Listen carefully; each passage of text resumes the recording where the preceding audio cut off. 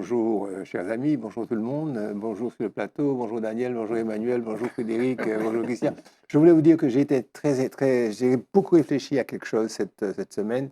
C'est à la suite d'une conférence que nous avons faite samedi dernier dans le cadre des activités de Tous Créoles sur France Fanon, l'homme, sa famille, conférence qui a été, je pense, une réussite sans me vanter, et où j'ai réfléchi aux réactions de certains qui jusque-là tenaient le flambeau de France Fanon et sur leur façon d'appréhender notre intervention dans un champ qui semblait être un précaré qui leur était réservé. Et je me suis dit que, en fait, qu'est-ce qui me distingue de ces garçons qui sont bac plus 10, quoi, et qui ont une activité, qui ont l'air d'aimer le pays autant que nous, les gens. Qu'est-ce qui nous distingue? Qu'est-ce qui distingue Frédéric, et Christian, Emmanuel, Daniel et moi? Est-ce que nous sommes mentalement, psychologiquement formatés différemment? Et j'avais préparé un texte, mais il est tellement pédant que je ne vais pas le lire. Mais je me contente... Vas-y. Non, je me contente Non, alors, oui, d'accord, merci. Beaucoup.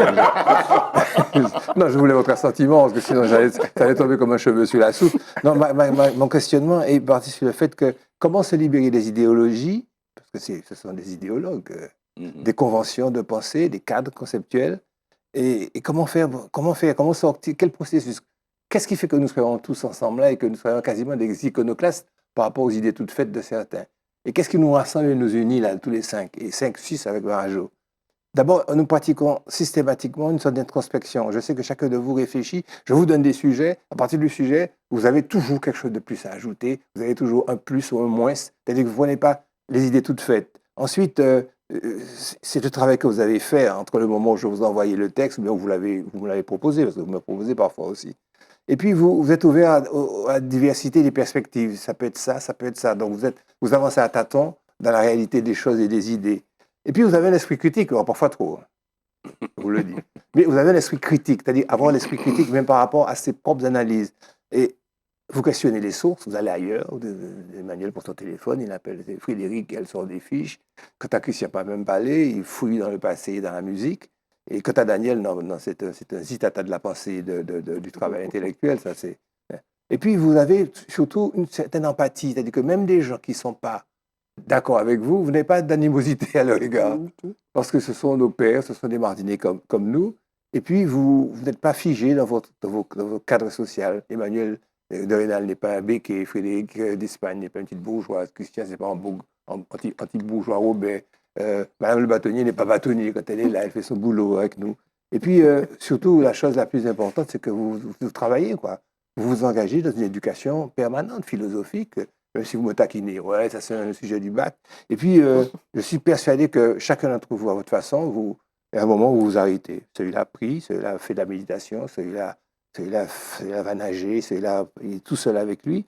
Et puis, le résultat, c'est que vous vous détachez progressivement des limitations que vous avez eues à l'âge de 18 ans, quand vous êtes allé pour la première fois à une réunion du Parti communiste ou autre, et puis que vous avez cette liberté, cette légèreté.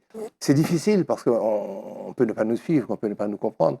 Mais je vous incite fortement à continuer comme ça. Et puis, pour que ça soit plus solennel, le petit jingle.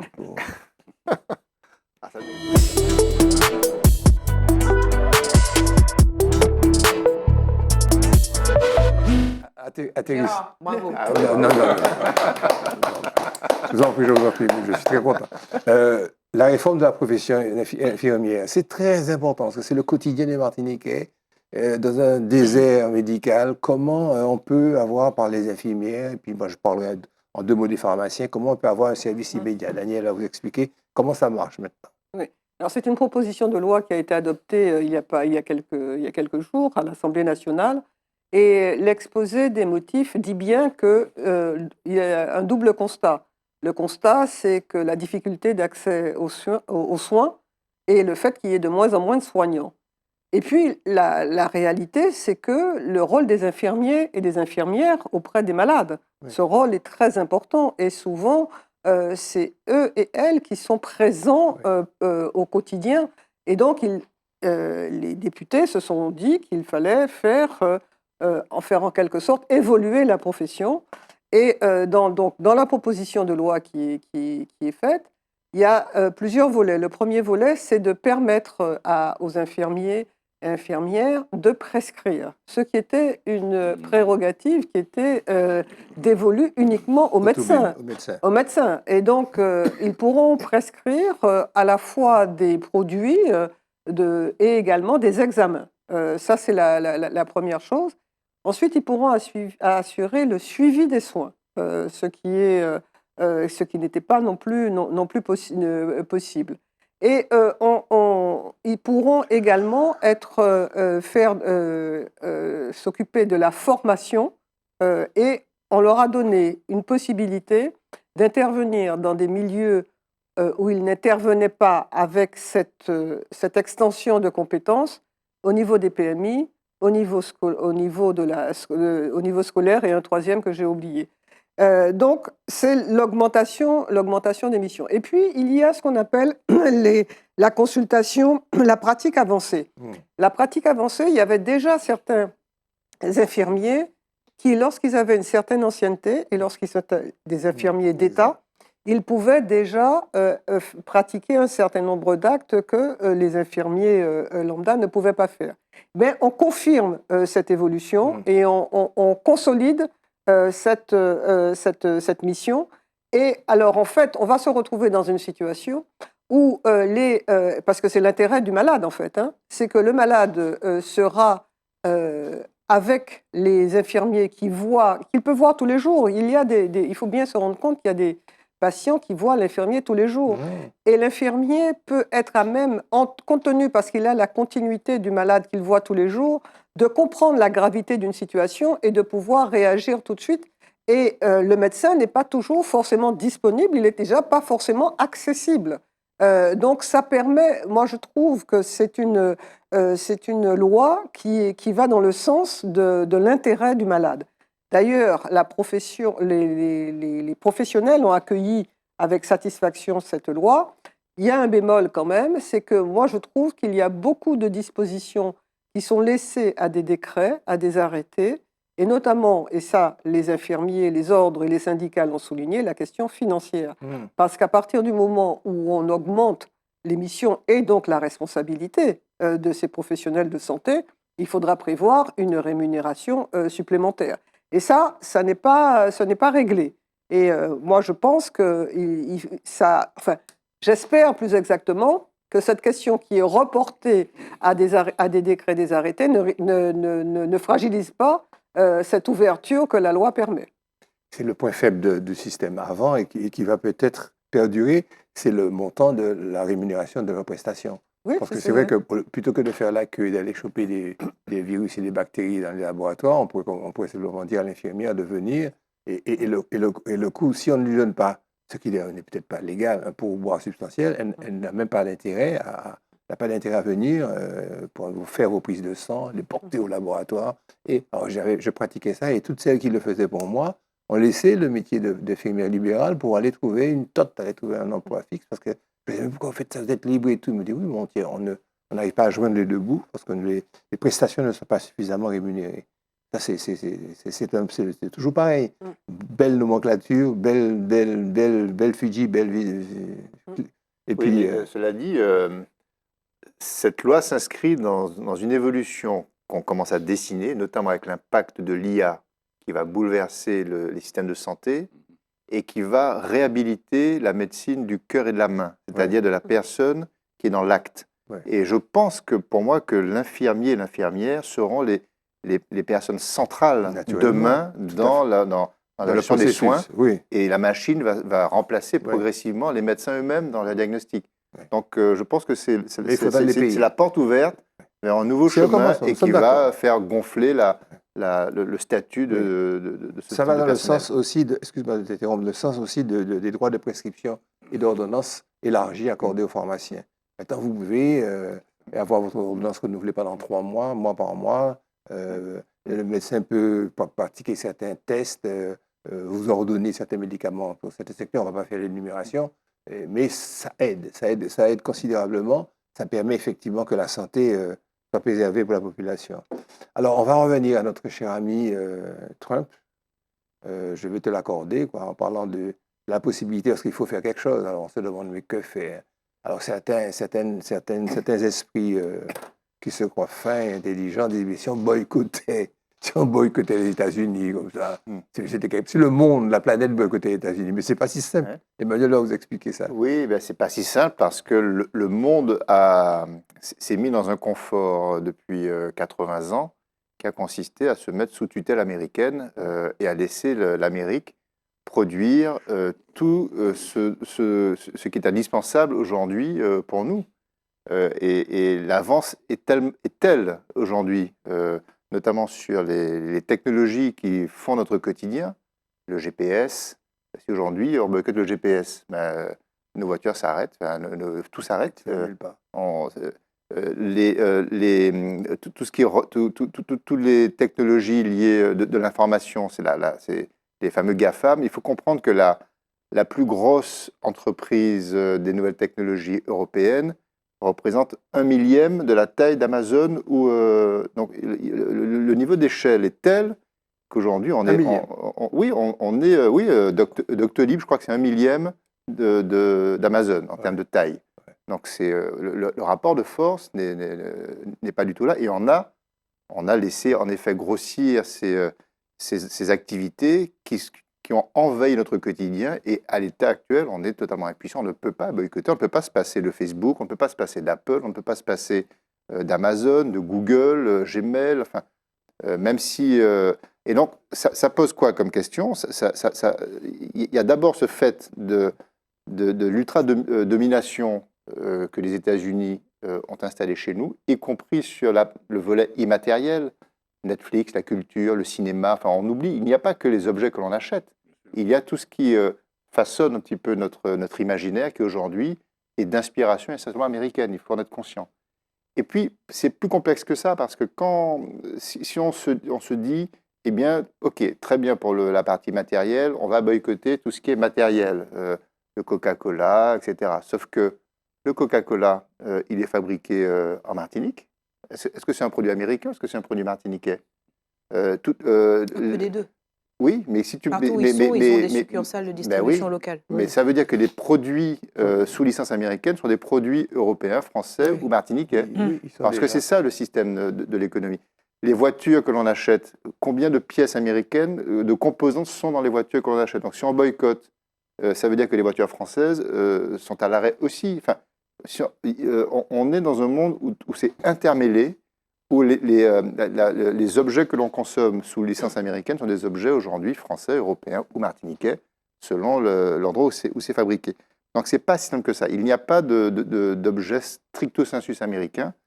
Voilà. Donc, la réalité, c'est qu'avant de parler boycott, ce qui nous arrive aujourd'hui met le doigt sur un enjeu existentiel fondamental, qui est le regain d'une souveraineté européenne, française, si on se met dans ce bloc-là, mais en tout cas, retrouver de la souveraineté, ça veut dire réindustrialiser nos territoires, nos pays, alors que ça fait 40 ans qu'on a désindustrialisé nos pays.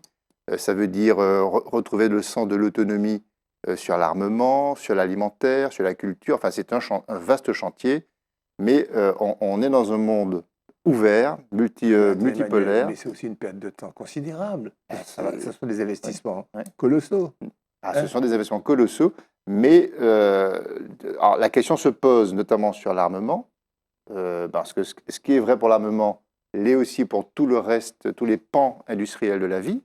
Aujourd'hui, il faut peut-être commencer à accepter l'idée qu'on n'est pas à l'abri d'une bienveillance américaine sur ce que l'on consomme. Donc, oui, moi je pense que le boycott peut avoir des résultats dans certains cas. Je prends deux exemples.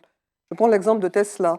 Dans beaucoup de pays, on montre et on utilise les réseaux sociaux, c'est-à-dire qu'on sanctionne Elon Musk par là où il domine, c'est-à-dire les réseaux sociaux, pour montrer que des gens qui mettent sur les voitures qu'ils ne veulent plus de Tesla, des gens qui ramènent les Tesla.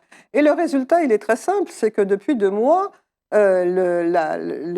l'action Tesla a perdu énormément. Donc là, je pense qu'il y a une possibilité d'action. Et puis la deuxième, tu parles d'armement, je suis tout à fait d'accord sur le fait que ça met l'Europe au pied du mur pour maintenant elles comprennent enfin qu'il faut qu'elles cherchent à être autonomes, le Portugal vient de dire qu'il renonce à commander des F-5, F-15 américains. Donc, par conséquent, moi, je crois que effectivement, s'il y a des réactions à la fois individuelles et collectives, que ce soit sur des produits de consommation, avec des gens qui sont emblématiques, je veux dire, Tesla et Musk, ça représente quelque chose. La question des avions, vous dites que les Américains ils disent qu'à n'importe quel moment ils peuvent arrêter, ils peuvent même, ils ont des moyens de pouvoir empêcher les avions de décoller. Mais on dit bon, on vous commande plus. Donc il y a des possibilités. Oui. Il y a des possibilités. Moi, je crois qu'il faut que l'opinion publique a son poids. Absolument. Vous avez tout dit, ne serait-ce qu'au niveau de la symbolique. Laissez-moi vous raconter pour quelque chose. Ça fait une quarantaine, peut-être même un petit peu plus d'années. Je suis à Brooklyn et je suis dans un libre service et je suis en train de regarder qu'ils vendent Homo. Ils vendent Bonux, ils vendent des choses comme ça. Ils vendent Ajax. Je me dis, mais c'est pas possible, mais les Français sont forts. Ce sont des anciennes marques de lessive, hein. Je précise, oui, Gérard. Oui, je ne parlais pas pour toi, je parlais pour les anciens. Je me dis, vous pouvez foutre ces Français à fort. Jusqu'ici. Et puis, je me dis, mais il y a quand même, il y a un loup, il y a un doute. Et je regarde tout petit, je vois effectivement Unilever, Oklahoma, Cité, je me dis, oh zut, c'est l'envers. Ces gars font tellement qu'ils m'ont persuadé que c'est tout ça. Et puis, je sors du libre service avec mon tonton Marcel, paix à son âme, il est mort. Je sors avec lui et je fais quelque part, il y a un petit garçon qui arrive quelque part dessus. Et puis il me parle, je ne comprends rien. Et je dis à mon oncle, mais qu'est-ce qu'il me dit? Il me dit, il te remercie parce que pendant que tu étais là, j'avais la barbe, puis j'étais étudiant, la barbe, le bonnet, le battle dress de l'armée américaine et puis les bottes. Il me dit, tous les vigiles croyaient que tu étais un Black Panther, et il tournait la tête et pendant que lui, il se remplissait les poches. Ah. Jingle, société.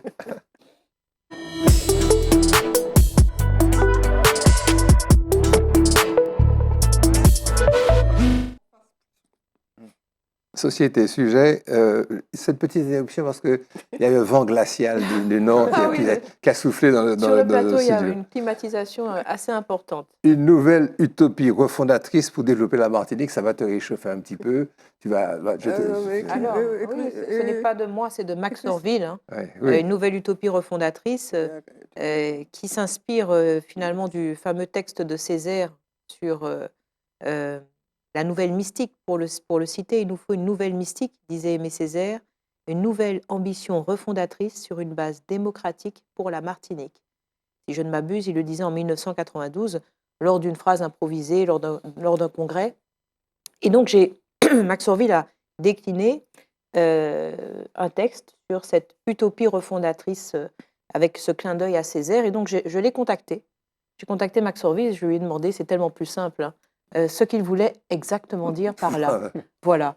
Mais oui, alors, il y aura une partie où je vais essayer de restituer ce que Max Orville m'a dit, et puis il y aura mon commentaire, si vous le permettez. Vous avez parlé tout à l'heure de notre esprit critique un petit peu poussé, et je crois en être profondément victime.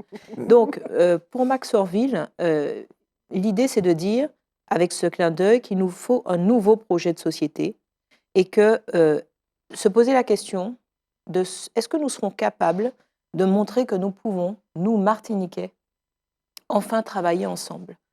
Est-ce que c'est un rebond politique? Est-ce que c'est une pensée de Max? Je l'ignore, mais ce dont je suis certaine, c'est que selon Max, il nous faut impérativement aujourd'hui, après tout ce qui se passe, toutes les crises successives sur notre territoire, il nous faut exhumer ce propos d'Aimé Césaire et il nous faut poser une utopie refondatrice parce que finalement, pour lui, son diagnostic, il est clair, c'est qu'un royaume divisé contre lui-même ne peut subsister. Et que par conséquent, si nous voulons avancer, et c'est de la pure logique finalement, si nous voulons avancer, nous devons arrêter les cancans, les petits cancans entre nous, tu es de tel parti, tu es de telle époque, tu es de telle école, et de pouvoir se fédérer. Après, moi j'ai ma petite idée là-dessus, puisque lorsque Césaire a lancé cette phrase, le PPM était, souvenez-vous, au fait de son ascension. Hein. Il y avait, le conseil général était PPM, le conseil régional était PPM, un sénateur sur 2 était PPM, et la majorité des députés, 4 députés étaient PPM, et 1/12 des communes, des municipalités étaient PPM.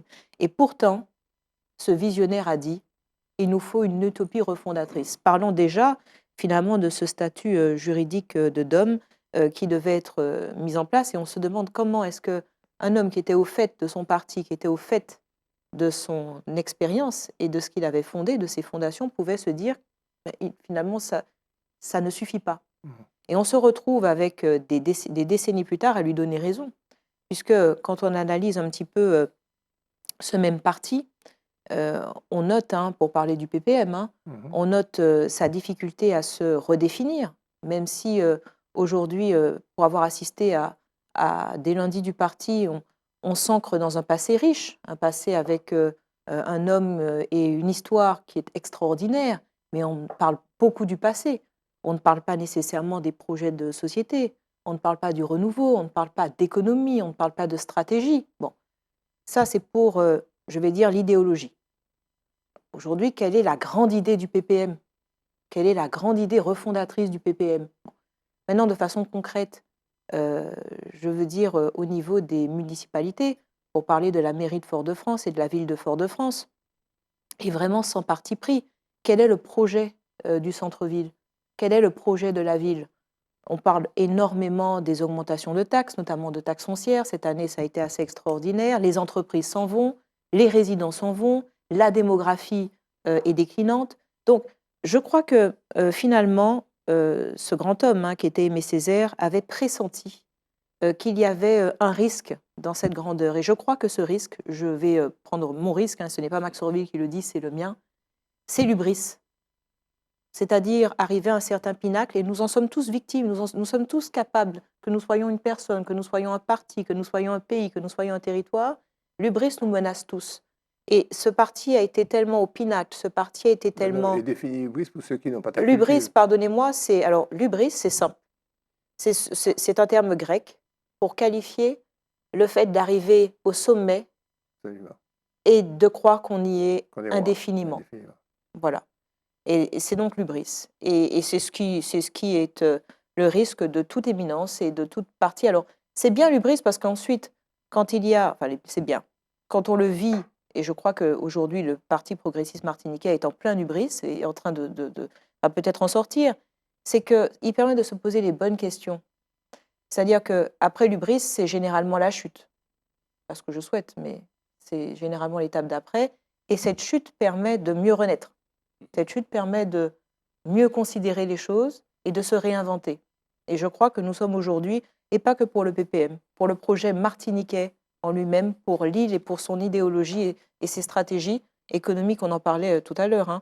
Je crois que nous sommes en train de comprendre que nous avons décliné profondément sur tous nos plans et que nous sommes en train de nous reconstituer pour une nouvelle utopie refondatrice. Mais alors à ce moment-là, ce ne sera plus une utopie. Ce sera une réalité dans laquelle nous allons tous nous inscrire. Espérons. Je pense que ce peuple a subi beaucoup.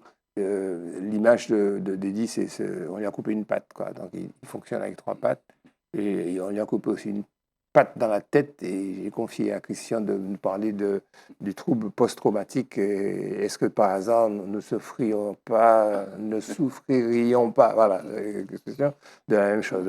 Enfin, il me semble que le sujet que tu m'as donné, dans un premier temps, on a parlé des troubles post-traumatiques consécutifs, par exemple, à des événements naturels, des cyclones, des tremblements de terre, des tsunamis, la guerre.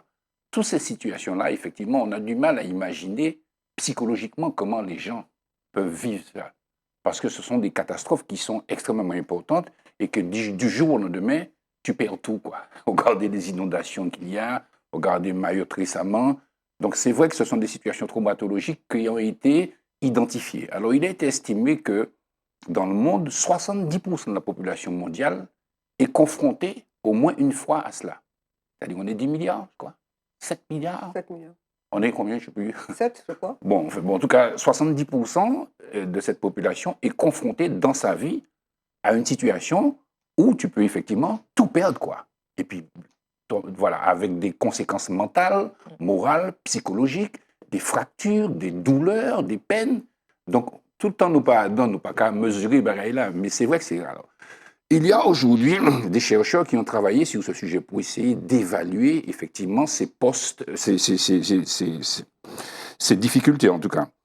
Et pour aussi améliorer la prise en charge, pour pouvoir accompagner les patients.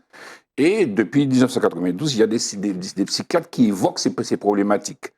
Ce sujet est entré en 2018 dans la classification internationale des maladies. Donc, vous voyez, j'ai une pensée pour les Haïtiens, parce que vous vous rappelez le tremblement de terre en Haïti. Donc, il y a une véritable mobilisation pour pouvoir identifier ces déséquilibres, trouver les thérapies qu'il faut. Aussi, le constat, c'est qu'effectivement, chacun vit sa chose de manière personnelle, parce que les situations ne sont pas similaires pour tout le monde. Les traumatismes sont extrêmement différents selon les personnalités. Donc, il faut trouver des prises en charge. Alors, Gérard, tu parlais bien évidemment de notre trouble, et je veux faire référence à un auteur, c'est ma fille qui vient en Guadeloupe, qui fait de la psychologie, qui m'a parlé de Resmaa Menakem. Il a fait un livre qui s'appelle Les mains de ma grand-mère. Il se trouve que c'est un noir américain dont sa mère était dans le coton, et tous les jours, elle arrachait le coton, et lui, il a vécu ça, et symboliquement, il a appelé le livre Les mains de ma grand-mère, et il traite de la traumatologie générée par l'esclavage et la colonisation. Parce que c'est vrai qu'il faut qu'on se débrouille, mais c'est vrai qu'il y a une traumatologie qui est extrêmement forte, et il parle aussi des institutions, il parle de ce qu'on appelle la suprématie blanche. Il dit la suprématie des corps blancs, qui effectivement donne les normes, donne, si vous voulez, toutes les organisations sociales, toutes les organisations économiques. Et il dit que, quelle que soit votre histoire familiale, culturelle, vous êtes tous héritiers de la suprématie de cette histoire qui a généré effectivement des traumatismes. Alors, pour terminer, effectivement, tout à l'heure, tu parles de l'utopie refondatrice. C'est vrai qu'il faut qu'on sorte du traumatisme, n'est-ce pas, qui nous amène à nous opposer en permanence pour pouvoir pacifier nos âmes et essayer de trouver la thérapie qu'il faut pour construire un pays, si c'est possible. Vous savez que cette partie-là, je ne l'ai pas donnée volontairement à Christian. Je l'ai laissé tout seul gamberger dans son petit coin, c'est ce que je vous expliquais tout à l'heure. Mais j'ai fait un long texte là-dessus au cas où. Ah ben mais ce long texte, non, pas du tout. Tu as synthétisé certainement mieux que mon long texte qui aurait barbé les téléspectateurs. Merci, monsieur. Jingle. Tu ne nous barbes jamais, Gérard. Arrête-toi. Jingle pour qu'on parle un petit peu de culture.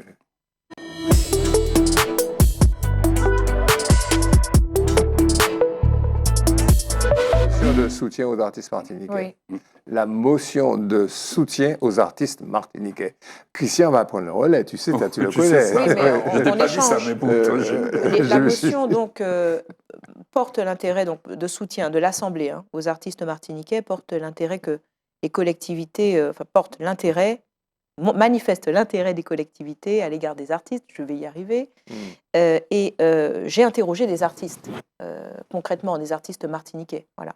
Vous savez que j'aime beaucoup les artistes, je travaille avec eux, et ayant très peu de talent, j'aime bien fréquenter les gens qui ont beaucoup de talent, n'est-ce pas Daniel? Merci. Donc merci. Il y a un vrai besoin concret, dès que j'évoque le sujet, ils ne critiquent bien évidemment pas cette motion et cet encouragement de l'Assemblée, mais pour beaucoup d'entre eux, c'est un vœu pieux, parce que ce qui manque considérablement aux artistes, ce sont les mécénats, c'est l'argent. Pour être concrète, les financements concrets. Il me parle beaucoup de délais dans les subventions, de délais de versement, mais ça, pas que dans le monde des artistes, aussi dans le monde économique. Et eux, ils n'ont pas le temps d'attendre. C'est-à-dire que quand il y a une commande, c'est comme une entreprise, en fait. On ne se rend pas compte, mais c'est une forme d'entreprise. Ils doivent être sponsorisés, ils ont des mécènes et ils doivent restituer et livrer des œuvres. Bon. Notamment quand il y a un grand projet qui est commandé. Et j'ai eu aussi beaucoup de retours, ça va faire grincer certaines dents, mais pour des artistes peintres, sur la Fondation Clément. Que la Fondation Clément s'engageait à aider au financement de nombreuses expositions, et puissamment. Alors, la petite nuance, c'était que même la Fondation Clément n'allait pas nécessairement aussi loin qu'il le voudrait, parce que, en fait, on ne parle pas d'artistes, et j'ai beaucoup aimé ce que m'a dit l'un d'entre eux, je ne peux pas les nommer, bien sûr. Il m'a dit, mais il s'imagine, en parlant de l'Assemblée et des collectivités, qu'on peint dans notre chambre. Il s'imagine qu'on fait de la peinture dans notre chambre et qu'il nous donne une enveloppe pour pouvoir exposer. Ça n'a rien à voir. Nous, on est sur des œuvres monumentales.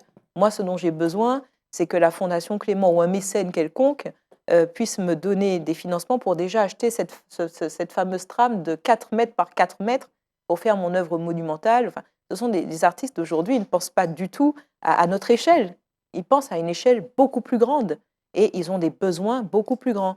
Et d'ailleurs, quelques-uns sont en Martinique, mais beaucoup s'exportent. Beaucoup vivent à l'international parce qu'ils sont extrêmement promus, sponsorisés, de Bali à New York en passant par l'Amérique latine. Donc, on a vraiment cette notion d'argent. Vous avez 100 000 €, on peut faire quelque chose. Sinon, au-dessous, on ne peut rien faire. On ne se rend pas compte. En fait, on a peut-être une tendance à minimiser les besoins de l'art. Mais en fait, ils m'ont expliqué que c'est une vraie entreprise, qu'il y avait des coûts de production, une volonté de rendement, une perspective et des objectifs de vente. Et finalement, l'art est de plus en plus aujourd'hui pensé, bien évidemment en plus de son talent, comme une véritable entreprise. Absolument. Christian? J'ai deux petites informations, enfin deux observations. Il y a 25 ans, j'ai été invité par le mari d'Ophélia au Festival de la Dominique à faire une intervention sur les industries culturelles. Je n'ai jamais entendu un politique ici parler d'industrie culturelle. Je n'ai jamais entendu ça. Et il se trouve que Valls en a parlé hier. Il a parlé des industries culturelles. Ce concept d'industrie culturelle, c'est un concept globalisant qui fait qu'on doit avoir une nouvelle approche.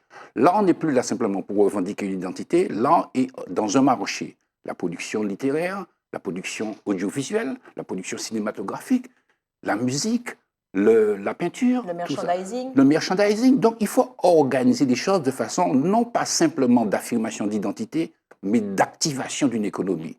Et à ce titre, je reprends une idée, parce que je suis allé dimanche écouter un brunch jazz, par exemple, à Sainte-Anne, merci beaucoup, tu suis.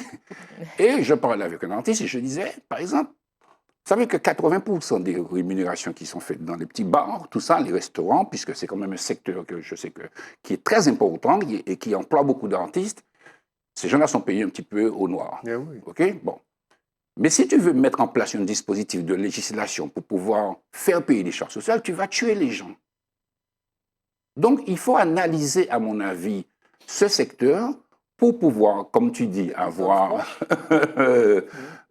comment tu t'appelles, une zone franche, notamment dans le secteur du tourisme, le secteur des petits restaurants, pour pouvoir activer, si vous voulez, l'emploi des artistes, les rémunérations, et aussi le secteur de la restauration, puisque aujourd'hui, il y a énormément de restaurants qui emploient des artistes. Alors, si effectivement tu leur mets un contrôleur à chaque fois pour leur péter les reins en matière de social, on est mort.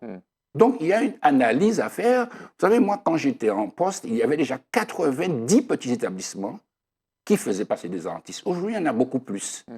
Et tu l'as dit aussi ici, si la vie nocturne était réactivée par une meilleure offre dans la restauration, dans la musique, dans les expositions aussi, ça aurait eu un impact économique important.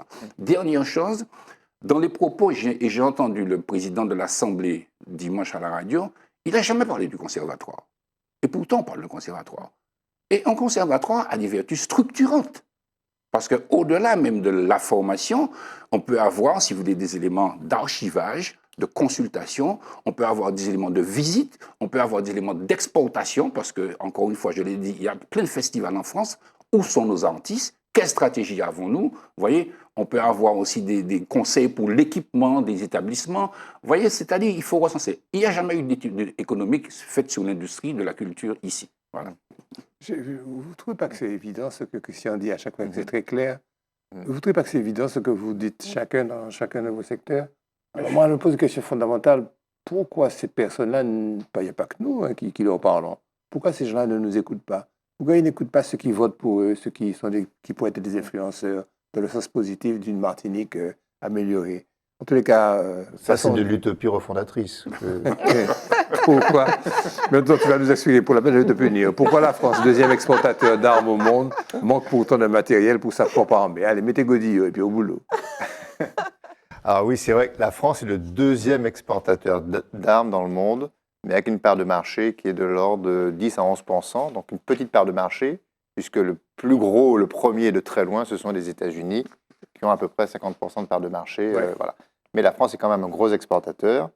Et effectivement, on peut se poser la question de savoir comment se fait-il que le deuxième exportateur d'armes dans le monde ne dispose pas pour sa propre armée de tout le matériel suffisant pour faire face aux défis qui sont devant elle. Eh bien, pour une raison bien simple. D'abord, c'est parce que ce que produit la France, ce sont des produits à très haute valeur ajoutée qui coûtent très cher. C'est du haut de gamme. Et donc, elle est deuxième exportatrice en valeur, mais pas en volume. Puisque ce que produit la France, ce sont les Rafales, ce sont ses nucléaires, enfin, ce sont des instruments lourds, et donc le volume d'exportation est relativement faible quand on compare à sa valeur. Donc ça, c'est la première raison technique. La deuxième raison, c'est que ce n'est pas parce que la France produit de l'armement et exporte de l'armement que cet armement est fait avec des fonds publics. Ce sont des entreprises privées, donc qui vendent avec une logique de privé à des marchés. Et les budgets de l'armement sont des budgets publics et qui doivent bien acquérir ces matériels auprès d'entreprises privées. Donc là aussi, c'est ce qui explique qu'il y a une vraie distinction à opérer entre la logique du privé et la logique du public. Voilà. Et puis, enfin, il faut comprendre que, compte tenu de tout cela, la France, en tant qu'État, est sous pression budgétaire. Ça, je pense qu'on en parle beaucoup en ce moment, à tous les niveaux. Elle accumule les déficits depuis 60 ans, et donc elle est en sous-capacité d'investissement. Et pour son armement, même si dans le budget de la France, la part consacrée à l'armement et à l'armée est relativement importante par rapport notamment aux pays voisins de l'Europe, une très grosse part de ce budget est consacrée à des éléments structurants de maintien, notamment de l'armement nucléaire. Et donc, ça consomme beaucoup de budget et ça flèche les moyens sur des éléments, des charges que n'ont pas d'autres pays, puisque la France est, avec l'Angleterre, le seul pays européen à disposer de l'armement nucléaire. Et donc, voilà, donc le maintien, la modernisation de l'arsenal nucléaire consomme la plupart des budgets, la plus grosse partie des budgets de la France. Donc voilà les raisons pour lesquelles le deuxième exportateur français n'est pas en capacité aujourd'hui d'armer convenablement son armée. Jingle, culture.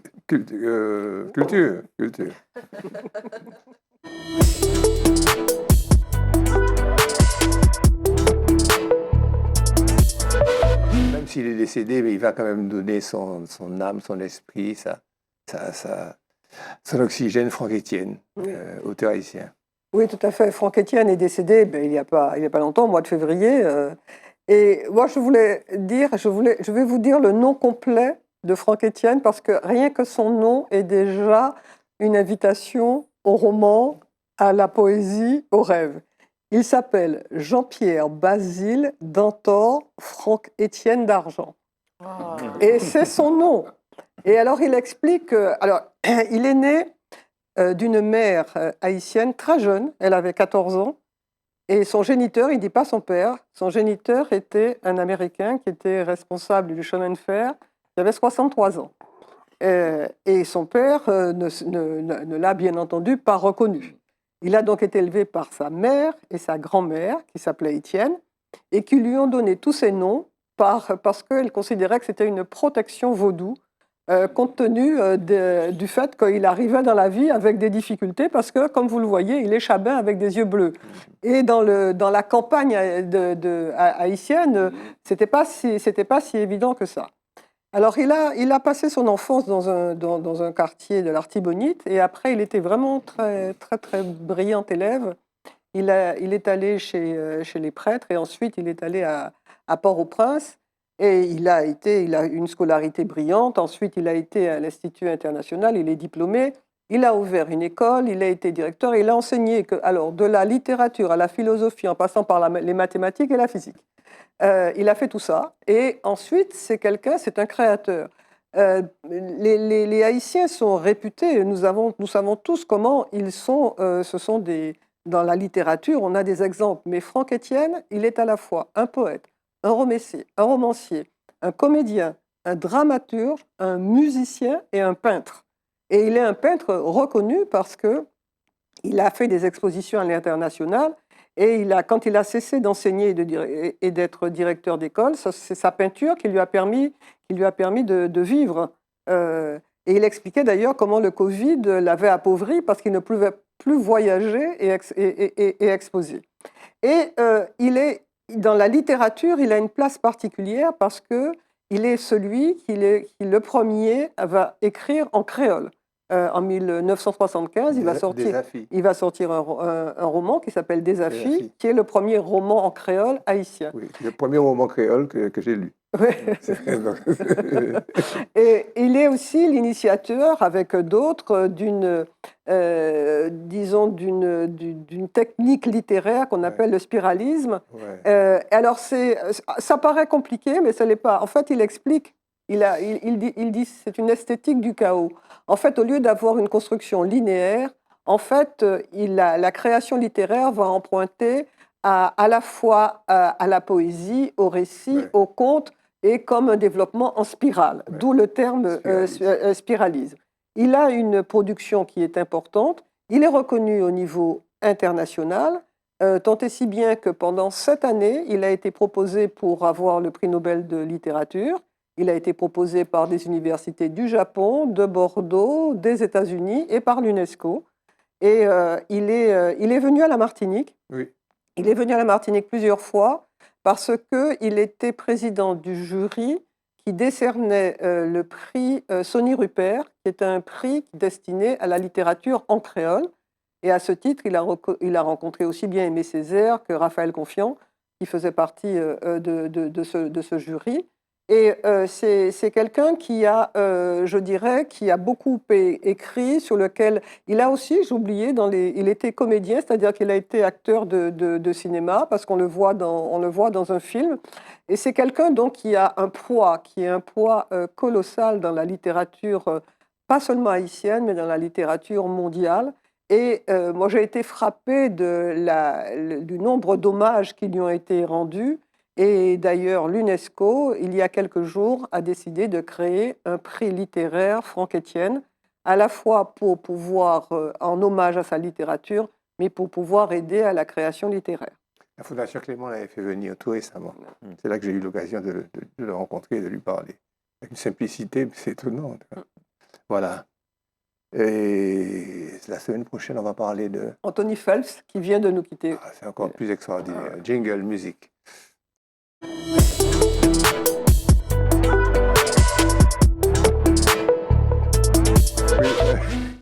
Vous savez, il y a une troubliote dans cette émission qui s'appelle Frédéric d'Espagne. Quand vous sentez que j'hésite, pour ne pas dire que je patate, mais c'est pas le mot. Parce qu'elle a fait un truc, un jeu de mots, quelque chose comme ça. Puis, en tous les cas, Christian, gardons notre cap et puis parlons de musique et parlons de Sahel. Jeune, aujourd'hui, il a 46 ans parce qu'il est né en 1979. Il a fréquenté les quartiers Ozanam, il a fréquenté un petit peu les quartiers de Chécher.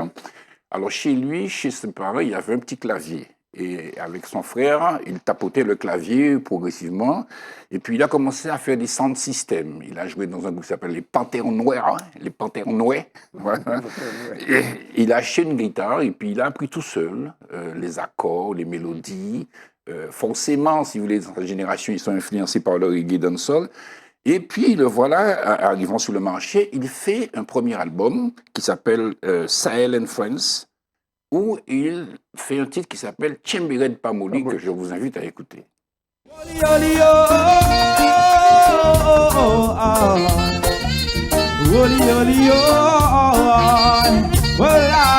le monde avec moi. Une pensée pour les déprimés, oppressés, les opprimés, ceux qui veulent décompresser. Mon bagaton zone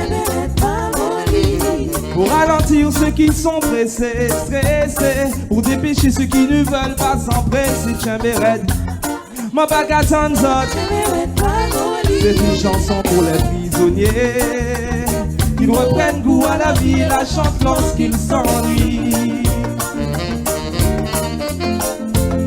Pour les malades et les blessés, apaise leurs mots avec ces quelques mots et cette mélodie. Alors cet album, 50 000 exemplaires. Toujours. On peut sourire. premier album. On parlait d'industrie culturelle, tu vois la production financière qu'il y a dans ça. Et c'est une chanson qui est immortelle. Hein, on est d'accord. Jusqu'à maintenant, je te voyais swinguer. Donc voilà. Et ça se passe en 2003. Il a 3 prix de la SACEM, à tel point qu'il y a un gars qui m'a dit ah ouais, comment les autres cabans restent à 3 prix? Enfin, ouais, vous savez, il y a des choses bizarres, quoi. Passons. Alors en 2005, il fait un nouvel album qui s'appelle Ma Vision, inspiré d'Aimé Césaire, du travail d'Aimé Césaire. Et puis, il aussi exprime son attachement, n'est-ce pas, tu vas bien aimer, à la divinité. On va écouter Il s'éternise. Au nom du Père, du Fils et du Saint-Esprit, éternel Emmanuel, Haïl Sélassie, il s'éternise à dire que Dieu n'existe pas. Ils payeront un jour pour leurs iniquités. Il s'éternise à dire que Dieu n'existe pas.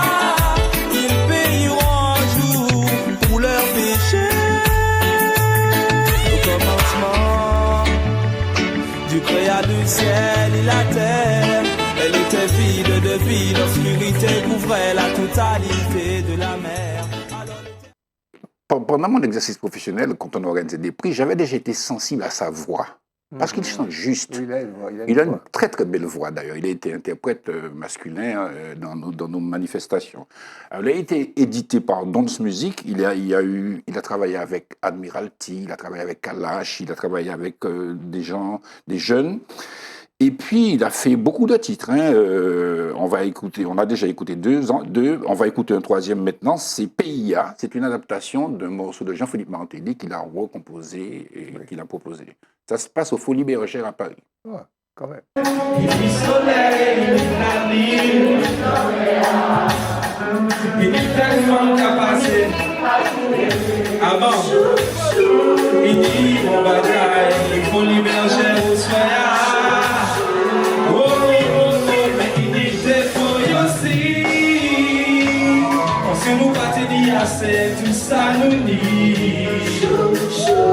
On s'est besoin d'aller chez nous, on va dire qu'à suffit. Et soi-disant, la vérité va dans l'histoire. En l'histoire, on s'y va, c'est l'IHC, la vérité, on se fout les pays. On s'y va, c'est l'IHC, les autres, les autres, dans le pays. On check, et j'en ai, on travaille. Donc voilà, c'est un autre style que les Malavois, c'est un autre style que Kassav, mais c'est aussi un public de jeunes aussi qu'ils rencontrent. Oui. C'est aussi une présence, n'est-ce pas, de nos artistes sur les espaces scéniques européens, nationaux. Voilà. Il a toujours chanté, il dit qu'il est motivé par les problématiques qu'il rencontre, que sa société rencontre. Il a toujours écrit dans un sens de lever un certain nombre d'interrogations, de parler de la solidarité, de parler des vertus, de parler des femmes. Et je vais vous proposer une nouvelle qui s'appelle Une adolescente, c'est une nouvelle vidéo d'un titre qu'il a également écrit. Na, na, na, na. Cette chanson est pour toutes les mamans, ainsi qu'à leurs filles qui se disputent sans cesse. Qui suis-je pour parler ainsi, pas un prophète? Juste un frère pour ta fille, un fils pour ta mère. T'as compris? Une maman veut le meilleur pour son enfant, lui vole sa liberté. Une adolescente demande l'impossible à ses parents dès sa puberté. Oh, une maman veut le meilleur pour son enfant. Voilà, c'est quand même interpellant parce que c'est nous, on fait pas attention, mais la jeunesse fait attention à ces textes et il s'adresse à... Alors, il a beaucoup voyagé, je vous le disais, il est allé à Abidjan, il est allé à Saint-Martin, il a fait le palais de Tokyo à Paris, il a fait les Folies Bergères, il a fait la Casa en Guadeloupe, il a fait la Nouvelle-Calédonie. C'est aussi ça, la Martinique, qui s'exporte, si vous voulez. Et c'est à nous d'optimiser tout ça pour pouvoir faire en sorte que notre pays ait la réputation. Alors, le dernier titre que je vous propose, si vous voulez, c'est Marie-Josée, parce qu'il avait soutenu Marie-Josée Pérec, un moment où elle avait effectivement un certain nombre de difficultés, et on avait été surpris, mais c'était très très bien de sa part. À celle que l'on surnomme la gazelle, et qui a permis à la France de goûter aux joies de nombreuses victoires, de par son talent, son travail, sa fierté. Marie-Josée, je sais qu'ils disent des atrocités sur toi. Le monde et les médias peuvent toujours causer, car je sais combien la France te doit. Marie-Josée, je sais qu'ils disent des atrocités sur toi. Le monde et les médias peuvent toujours causer, car je sais combien la France te doit. Française, il y a de cela à peine 4 ans. Antillaise aujourd'hui refusant de courir un 400. Voilà. Et on continue l'émission, on improvise. Frédéric me faisait remarquer que beaucoup de métropolitains, écoutent Sahel. Ben, s'il passe comme ça dans l'Hexagone et tout, c'est... Oui, c'est ça. Donc il faut qu'on capitalise, quoi. Je vous donne rendez-vous la semaine prochaine. Vous soyez là. Travaillez bien vos copies. Alors, je vous taquine. Allez. Merci, Mehdi, David, Max, tout le monde, toute l'équipe administrative, et à la semaine prochaine. Vous aussi, chers téléspectateurs, semaine prochaine.